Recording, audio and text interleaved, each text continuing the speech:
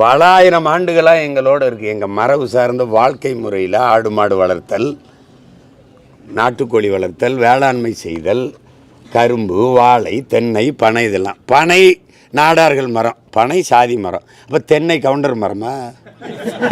இல்லை கேரளாவில் தென்னை இருக்குது, அது என்ன மரம்? நாயர் மரமா இல்லை நம்பூதிரி மரமா? ஏன்னா உங்களுக்கு ஒரு அளவு இல்லையா பேசுகிறதுக்கு? இது மீன், அது மீன், அது ஒரு சாதியா?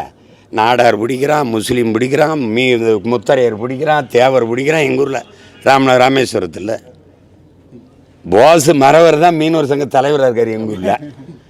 என்னத்தையாவது சொல்கிறது, மீன் பிடிக்கிறதா அது ஒரு சாதி. இது ஜல்லிக்கட்டுக்கு போகிறான்னா அது ஒரு சாதி விளையாட்டு. எதை தாண்டா? ஆனால் சாதி ஒழிக்க வந்தவன் தான் இதெல்லாம் பேசிட்டுருப்பான்.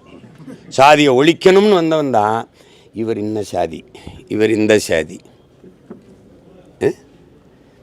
இதெல்லாம் எப்படி சொல்கிறது, சிரிச்சுட்டு போகிறோம்.